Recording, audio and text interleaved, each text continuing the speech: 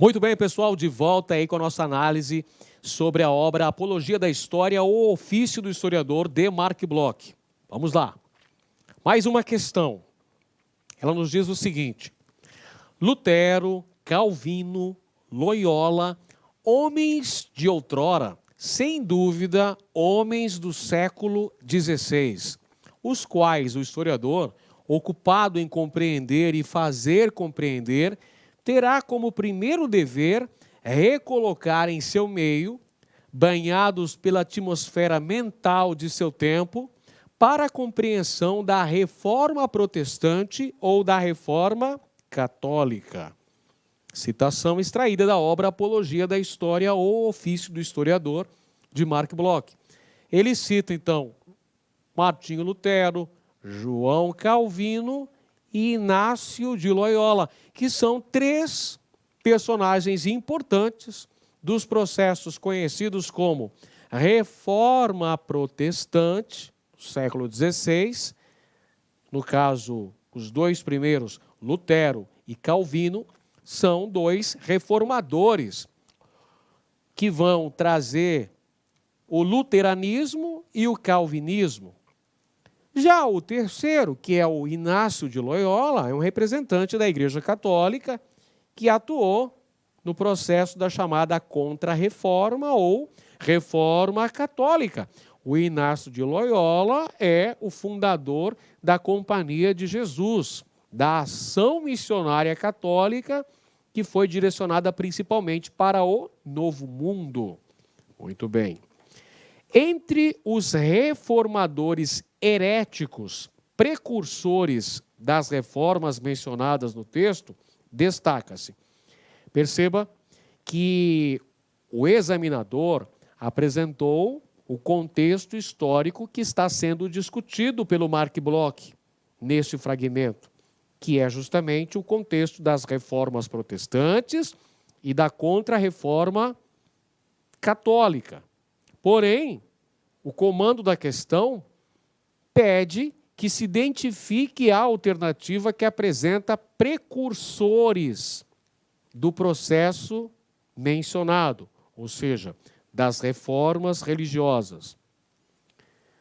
Marc Bloch nos coloca muito bem que Lutero, Calvino e Loyola são homens do século XVI.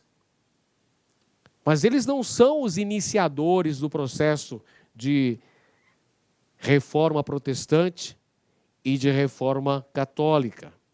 Existiram precursores como Jean Wycliffe, como Jean Hus, que são precursores importantes nesse processo. Vamos conferir as alternativas aqui que são apresentadas. A alternativa A: Nicolau Eymerich, que iniciou o movimento dos bogomilos, condenava as arbitrariedades do clero e a existência de diferentes ordens religiosas, aceitando os dogmas e o poder exercido pela Igreja por considerá-los manifestações da vontade divina. Incorreta afirmação. Alternativa B: Johann Tetzel, líder da seita conhecida posteriormente como pseudo-apóstolos, denunciou a cobiça e a corrupção do clero regular e condenou o seu distanciamento da pobreza evangélica. Incorreto, porque Johann Tetzel é um representante da Igreja Católica, um defensor da Igreja Católica nesse contexto, dos questionamentos que eram feitos, as posturas adotadas pelo clero. Alternativa C: Vat Tyler, teólogo criador do movimento dualista, pregou a antítese entre Deus, criador do espírito, e o demônio, criador da matéria, condenado à veneração da cruz, dos ícones e de qualquer ornamento religioso. Também a afirmação incorreta. Alternativa D: John Hus, ou Jean Hus, cujos seguidores ficaram conhecidos como hussitas, criticou a imoralidade e os privilégios do clero, opondo-se ao dogma da infalibilidade papal e defendendo o uso dos idiomas nacionais nos cultos religiosos. Afirmação verdadeira. Jean Hus é um dos precursores do movimento conhecido como Reforma Protestante. Ele vai criticar veementemente os excessos, os privilégios do clero católico, vai questionar o dogma da infalibilidade do Papa e vai defender que os idiomas nacionais deveriam ser utilizados nas cerimônias religiosas nos diferentes países europeus. Por isso vai ser perseguido. Jean Hus é um dos precursores do movimento conhecido como Reforma Protestante. Alternativa correta, a letra D de dado. Ainda tem a alternativa E, Bernardo Guidoni, ou Gui, que defendeu a constituição de comunidades religiosas autônomas e independentes, criticando a burocracia eclesiástica e a excomunhão de pecadores, e influenciou o movimento menonita. Incorreta afirmação, já vimos que a única correta é a alternativa D, que fala do John Hus, ou Jean Hus. Muito bem. Próxima questão. Considerando que passado não é objeto de ciência. De olho nessa frase aqui, pessoal, essa definição importante do trabalho de Marc Bloch. Passado não é objeto de ciência. Marc Bloch observa que a relação do historiador com o seu objeto é ambígua. Nessa relação, alternativa A, o passado deve ser abstraído na sua essência pura, pois somente assim é possível compreender o movimento da história e seus sujeitos. Marc Bloch deixou bem claro que o passado, por definição, é algo imutável, é algo que não pode ser transformado. O que está em constante processo de mutação, como vimos na aula anterior, é o conhecimento que se tem acerca desse passado. Então ele vai afirmar que o passado, enquanto definição, é algo que já foi definido, é algo que não pode ser transformado. A única coisa que está em constante processo de atualização, constante processo de mudança, de alteração, é o conhecimento sobre este passado. Vamos para a alternativa B. Presente é importante para a compreensão do passado. O presente é importante para a compreensão do passado e vice-versa. Portanto, o passado retorna, entre aspas, com a leitura do presente. Essa é uma definição correta, de acordo com os pressupostos trabalhados por Marc Bloch na obra Apologia da História.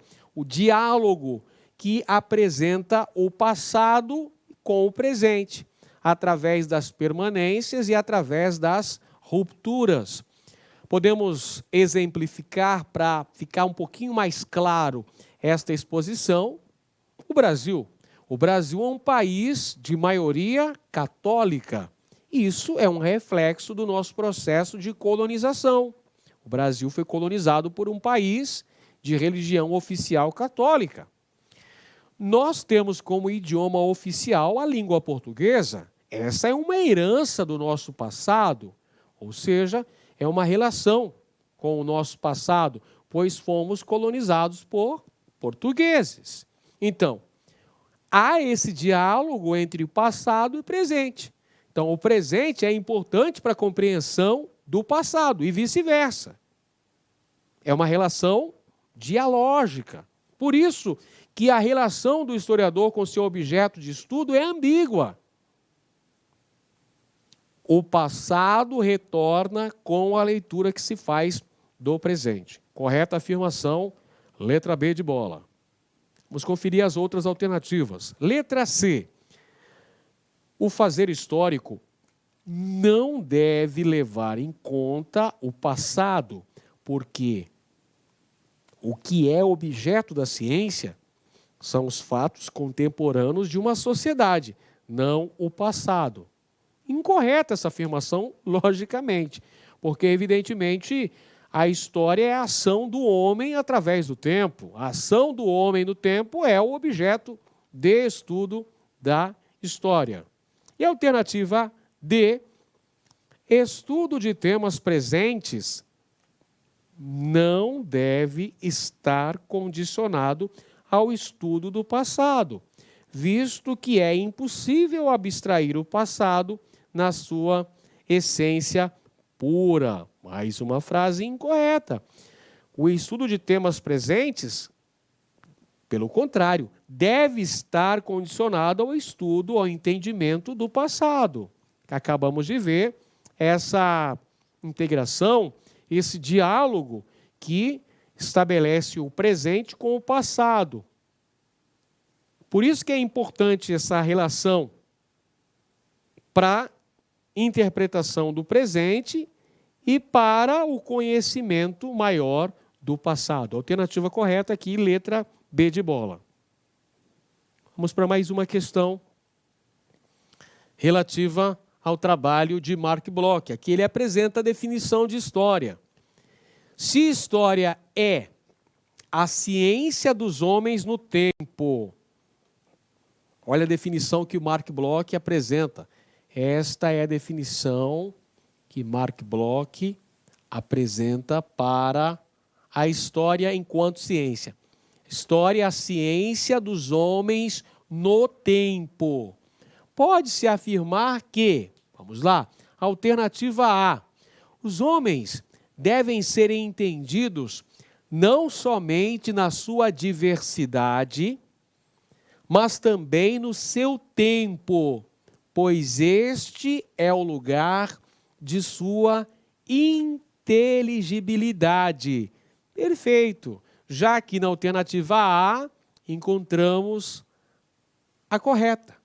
Essa é a leitura que Mark Bloch faz sobre a história, sobre a ação dos historiadores. Ele vai afirmar: história é a ciência dos homens no tempo. Então, evidentemente, que estes homens devem ser compreendidos não apenas na sua diversidade étnica, linguística, social, cultural. Não, eles devem ser compreendidos também no contexto histórico em que eles estão inseridos.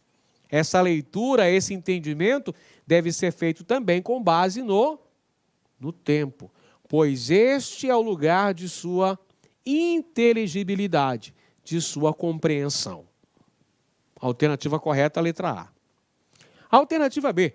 A compreensão dos fatos históricos depende muito mais do tempo em que eles ocorreram do que dos personagens que os construíram. Nada disso. Mark Bloch deixa bem claro: história é a ciência dos homens no tempo. Ciência dos homens no tempo. Então a interpretação tem que ser feita não apenas na diversidade dos grupos humanos, mas também no contexto histórico em que eles estão inseridos. Alternativa C. A história humana não pode ser entendida com base na ideia de tempo, pois este é apenas uma perpétua mudança. Mark Bloch não fala que o passado é uma perpétua mudança. O conhecimento que se tem do passado é que está em constante mudança.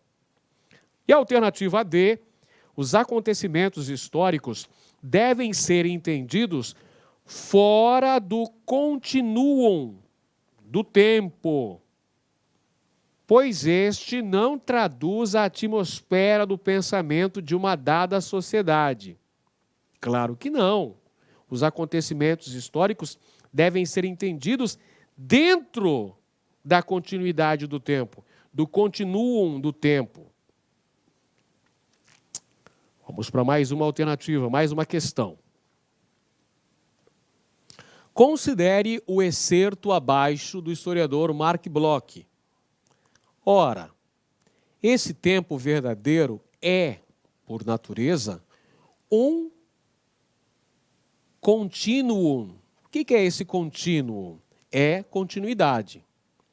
É também perpétua mudança.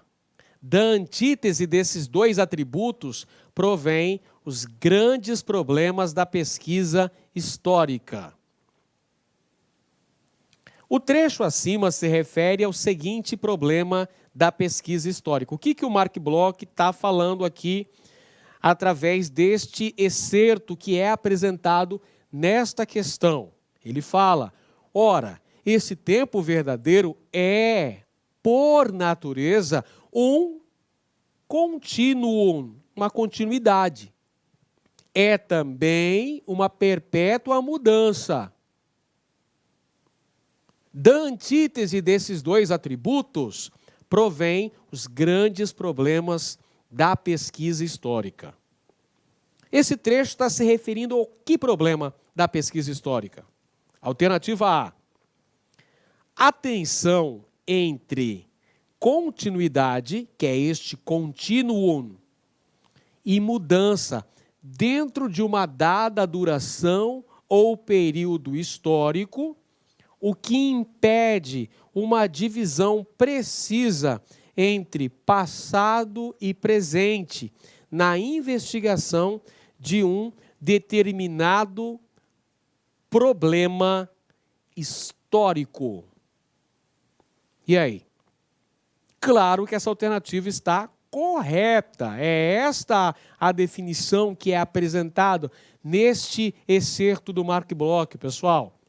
É a tensão entre o continuum, ou seja, a continuidade, e a mudança dentro de uma dada duração ou período histórico, o que impede que seja estabelecida uma divisão precisa, exata, entre o passado e o presente, dentro desse processo da investigação, da pesquisa histórica desenvolvida pelo historiador, que vai se debruçar sobre determinado problema histórico. Beleza? Alternativa correta, então, letra A. Letra B.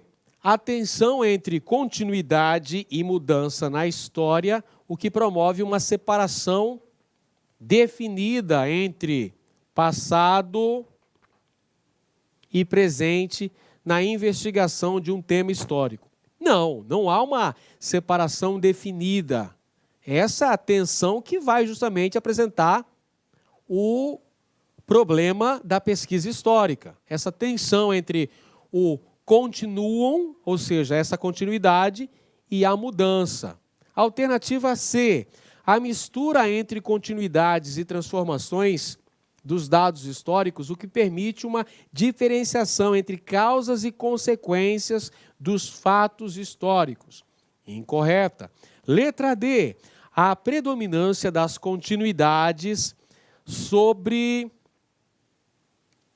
as transformações históricas, o que justifica o estudo da história como ciência do passado. Mark Bloch não vai dizer que a história é ciência do passado. A história vai investigar a ação dos homens no tempo. E letra E, a predominância das mudanças sobre as continuidades históricas de um dado período histórico, o que leva à adoção da história problema. Incorreta também. Mais uma questão. Basta deixar-se levar de qualquer modo pelos documentos, lidos um após o outro, tal e qual se nos oferecem, para ver a cadeia dos fatos se reconstituir quase automaticamente. Essa é uma citação extraída da obra Introdução à História, de Louis Halphen. A frase de Halfen exemplifica certa forma de compreender a história e a prática dos historiadores, cujo pressuposto, segundo Langlois e Seinobot, é nada supre os documentos. Onde não há documentos, não há história. Citação de Charles Langlois e Charles Seinobot. Introdução aos estudos históricos. Beleza, uma visão aqui da escola metódica, uma visão positivista, uma extrema valorização dos documentos escritos. Olha a frase aí do Langlois e do Seinobot. Onde não há documentos, não há história. Essa perspectiva historiográfica entrou em crise quando passou a prevalecer a seguinte ideia de Bloch. Qual que é a ideia de Marc Bloch que vai bater de frente com a visão positivista da história? Marc Bloch vai defender que os documentos não falam por si só. Os documentos não dão as respostas que os historiadores estão procurando. Os documentos precisam ser indagados, eles precisam ser questionados para que nos apresentem as respostas às quais estamos procurando. Os textos ou os documentos arqueológicos, mesmo os aparentemente mais claros e mais complacentes, não falam senão quando sabemos interrogá-los. Na visão de Marc Bloch, não basta ler o documento, tem que interrogar o documento. O documento não fala por si. O documento está carregado de intencionalidades. O historiador tem que fazer a leitura crítica. A análise documental precisa ser meticulosa, precisa ser crítica. O documento não vai te dar as respostas de mão beijada. É preciso investigar o documento, questioná-lo. Isso é o que fala Marc Bloch na obra Apologia da História ou O Ofício do Historiador. Esta última perspectiva historiográfica caracteriza-se principalmente pela adoção do seguinte procedimento. Alternativa A: busca da origem dos acontecimentos como preocupação central? Não. Alternativa B: construção do objeto de pesquisa por meio da problematização? Sim. Essa é a história-problema. Então, o historiador tem que formular hipóteses, tem que questionar os documentos que ele vai fazer uso na sua pesquisa historiográfica. Alternativa correta, a letra B: construção do objeto de pesquisa por meio de problematização. Alternativa C: validação da autenticidade dos documentos através da crítica interna? Não. Quem vai fazer essa crítica é o historiador. Então, a crítica é externa. Letra D: explicação dos processos históricos com base no encadeamento dos fatos? Não. Não é essa a preocupação do historiador, de acordo com a obra Apologia da História de Marc Bloch. Ele vai questionar os documentos. Então, é a construção do objeto de pesquisa por meio da problematização. É chamada história-problema. Alternativa correta, letra B de bola.